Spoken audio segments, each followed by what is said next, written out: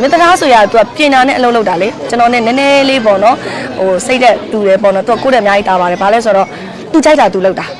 မင်းသားဆိုတဲတဲ့အိမ်နဲ့လည်းဝင်သွားပြီးတော့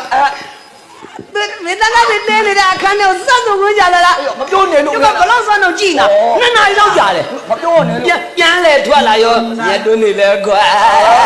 လေချွေးတွေလဲထွက်လေကျကမေးကြတာပြောင်းပါလိမ့်လို့မင်းဘာလို့ညတွင်းနေခွာနာလို့ဆိုတော့ဘာလဲတဲ့ချိပန်းလို့ဆိုဟိုပြောမယ်ဆိုရင်အဆိုတော်တီးတန့်လိုက်ဖြစ်တဲ့အတွက်ပေါ့နော်ကျွန်တော်တို့ဒီဟာသားထုတ်တဲ့နေရာတွေမှာစင်ကျင်ရတယ်ပို့ပြီးတော့လေးစားမှုထားပေးရတယ်သူတပြည့်ဟို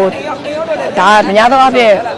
မင်းသမီးလိုင်းနေလည်းရှိတယ်ပေါ့နော်မင်းသမီးလိုင်းနေဆိုတာလူရှင်တော်နဲ့သူတပြန်ကိုတပြန်ကြားတပြန်ပြိတ္တရှိမှာဟာသားတွေထုတ်ရတာမျိုးတွေရှိတယ်ဒါပေမဲ့မင်းတထားဆွေတို့ပေါ်မှာတော့ကျမတို့အဲ့ဒီလိုလုပ်လို့မရအောင်သူမောတယ်ဆိုလို့ရှိရင်ပြိတ္တနဲ့အမောပြေအောင်ကျွန်တော်တို့တခြားနီးနဲ့သုံးပေးရတယ်ရိုင်းပဲပြောမှဆိုအောင်လုံးနဲ့ပတ်သက်တာတွေညစ်ပတ်တာတွေနဲ့ပတ်သက်တာတွေကျမတို့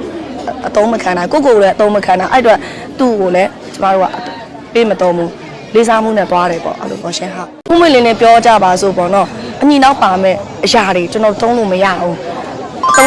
အဲ့တော့သူ့ပေါ်မှာအဲ့ဒီတော့မဟုတ်ဘူးကျွန်တော်တို့ကိုယ်တိုင်ကိုအားစားလဲစိုင်းဝန်းထဲမှာကွာဆိုင်းစီရဖြစ်နေတဲ့အတွက်ကြောပါရဲ့ပေါ့နော်ဟိုရိုင်းပဲပြောမှဆိုအောင်လုံးနဲ့ပတ်သက်တာတွေညစ်ပတ်တာတွေနဲ့ပတ်သက်တာတွေကျမတို့အသုံးမခံနိုင်ကိုလည်းအသုံးမခံနိုင်အဲ့အတွက်သူ့ကိုလည်းကျမတို့က